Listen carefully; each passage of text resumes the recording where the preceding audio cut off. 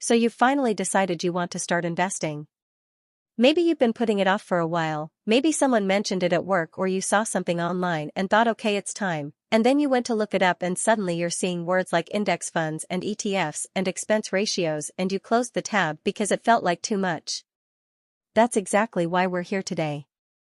Because none of this is as complicated as it looks, and by the time this video is done you're going to understand the difference between an index fund and an ETF, you're going to know which one makes more sense for someone just starting out. And more importantly you're going to feel confident enough to actually take a step instead of just thinking about it.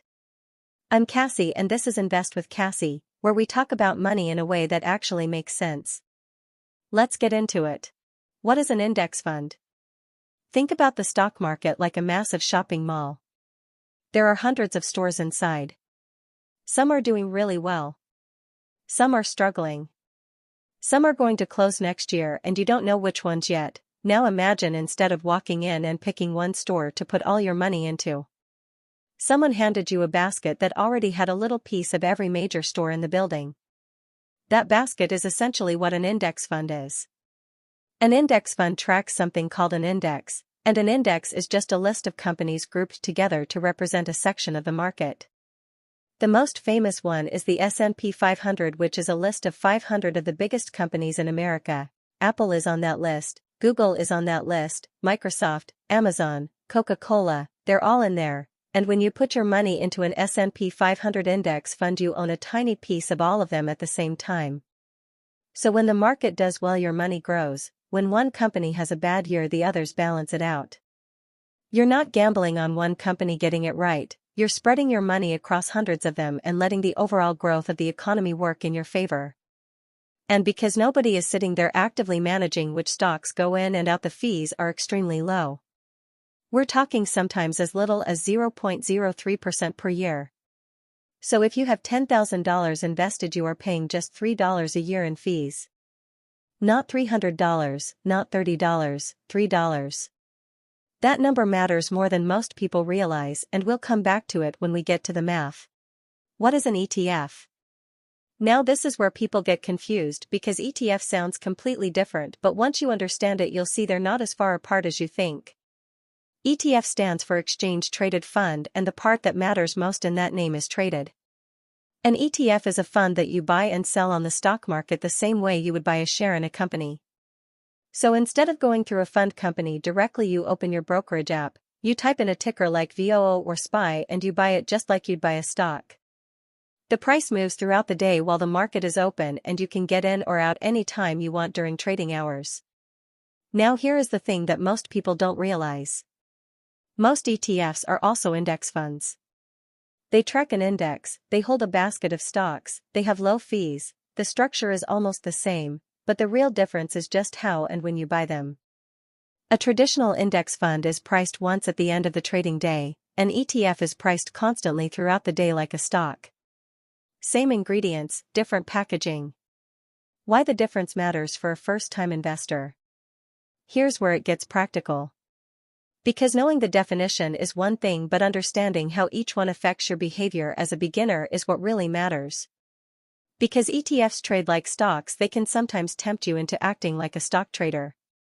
You check the price in the morning and think maybe I should wait for it to dip a little, you see the market moving and you wonder if you should buy now or hold off. You hear about a new ETF that's been performing really well lately and you think maybe I should switch, and before you know it you're making decisions based on emotion and short-term noise instead of long-term strategy.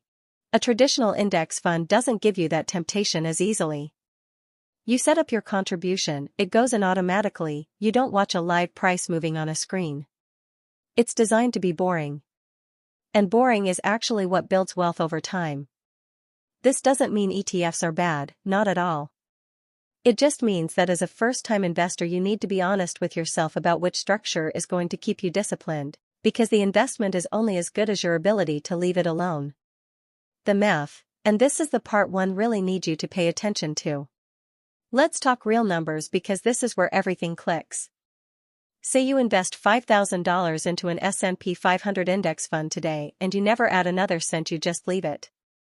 At an average annual return of 10%, which is roughly what the S&P 500 has averaged historically, In 10 years that $5,000 becomes around $12,968. In 20 years it becomes around $33,637. In 30 years it becomes around $87,247. You put in $5,000 once and time turned it into $87,000. You didn't do anything. You just didn't touch it. Now let's add consistency to that. Say instead of a one-time deposit you invest $200 every single month into that same index fund, still at that 10% average annual return. After 10 years you would have contributed $24,000 of your own money, but your account balance would be around $38,000. After 20 years you would have put in $48,000 and your balance would be around $137,000. After 30 years you would have contributed $72,000 of your own money and your account would be sitting at around $395,000. Nearly $400,000 from $200 a month. That is not luck, that is compounding and consistency working together. Now here is where the fees come in and why that 0.03% number I mentioned earlier actually matters. Imagine two funds with identical performance, but one charges 0.03% per year and the other charges 1% per year. On that same $200 monthly investment over 30 years, the low-fee fund gives you around $395,000. The 1% fee fund gives you around $310,000. That 1 percentage point difference cost you $85,000.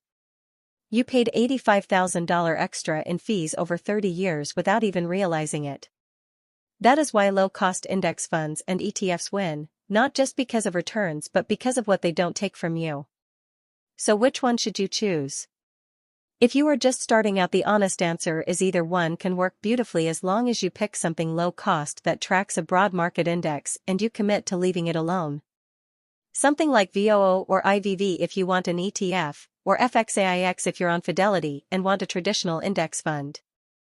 These are not exciting picks, they're not going to make a great story at a dinner party, but they are the kind of choices that quietly turn $200 a month into $395,000 over 30 years.